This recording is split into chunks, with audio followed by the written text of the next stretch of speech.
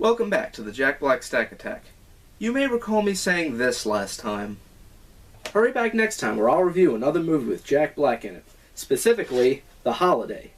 Well, when I went to check the DVD case, no Holiday. So I guess we'll have to come back to that one. In the meantime, let's check out Year One. I'm sure that's basically the same movie.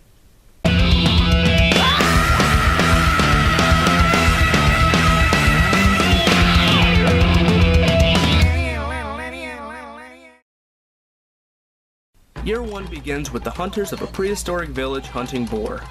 Their hunt is foiled when Zed, played by Jack Black, accidentally hits Enmabara Gacy with his spear.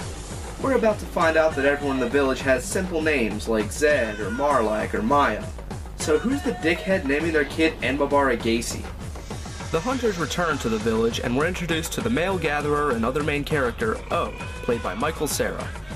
We're also introduced to the love interests of the movie, Maya and Ima.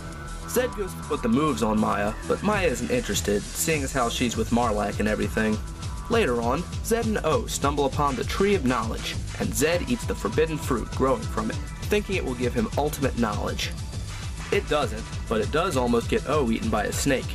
Later that night, back at the village, O goes to put the moves on Ima, but Ima isn't interested, seeing as how O tried to knock her unconscious and everything. After O's failure to mate with Ima, Enmabara Gacy and Marlak confront Zed about eating the forbidden fruit. They find him guilty and banish him from the village, but before Zed leaves, he accidentally burns down a hut. O's hut to be specific, so it looks like O's along for the ride too. Yeah.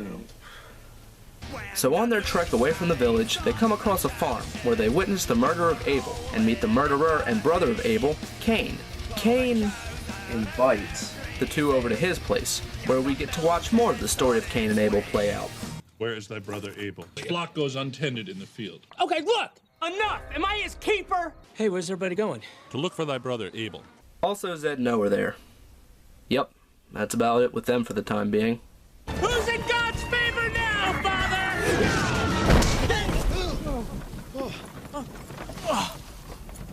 Wow!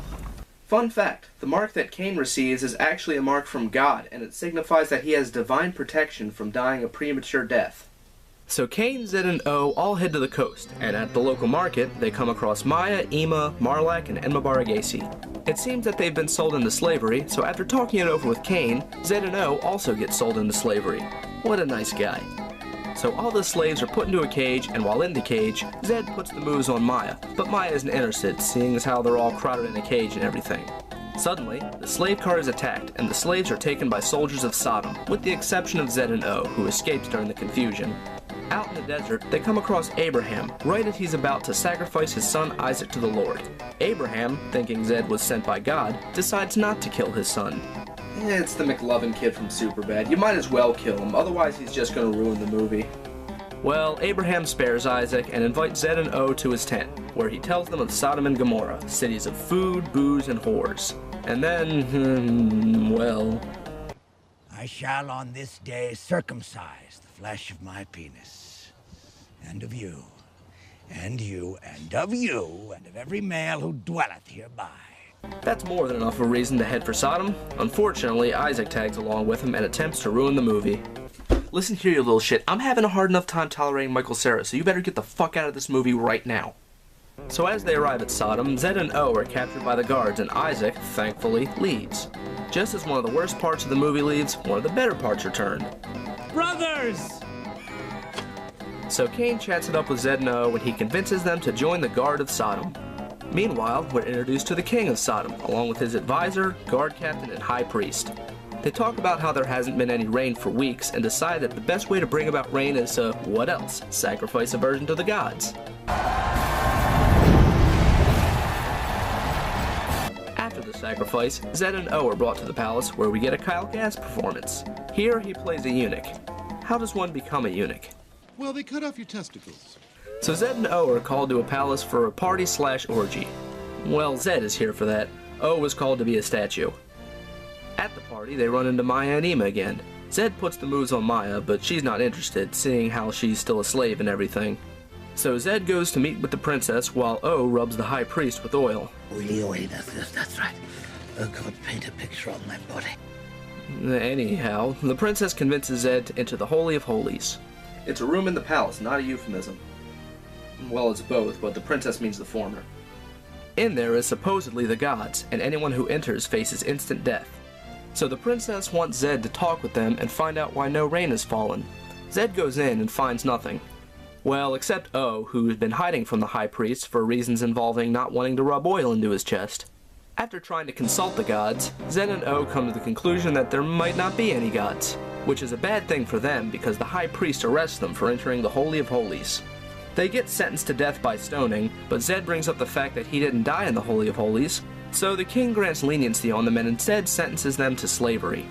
So while Zed and O are toiling in their hard labor, Sodom is fixing up another virgin sacrifice. This time the sacrificees are Maya, Ima, and the princess. Well, Zed ain't having none of that, so with the help of Marlek and Enma Baragesi, he and O make it down to the sacrificing stage and incite a riot. Also, the Hebrews are here for some reason. Yep. So Zed saves Maya by kicking the asses of a bunch of guards, while O saves Ima by screwing her behind a wall. And then they throw the high priest into the fire. So the princess becomes queen, O goes to lead a village, Zed goes to explore the world, but first he puts the moves on Maya. And it works, despite the fact that Maya still doesn't seem interested. Zed and O go their separate ways, and that's pretty much the movie. So that was year one. How is it? Harold Ramis wrote year one, and since he's dead, I have no choice but to give this a 5 out of 5. But seriously, the premise is definitely interesting, and the execution is well done. The characters don't suck, well, most of them. Yeah, the two biggest issues I have with this movie are Michael Cera and McLovin. Luckily, the latter isn't in the movie for very long. If the role of O was given to someone else, then I could give a higher mark, but as it is, 3 out of 5. Something I'm told often is that Jack Black is annoying.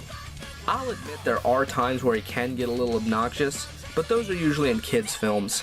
When Jack doesn't have to hold back, that's when he's allowed to be at his best. That being said, this is a so-so performance. Jack Black doesn't have very good chemistry with Michael Cera, though I blame Cera for that. Nevertheless, 3 out of 5.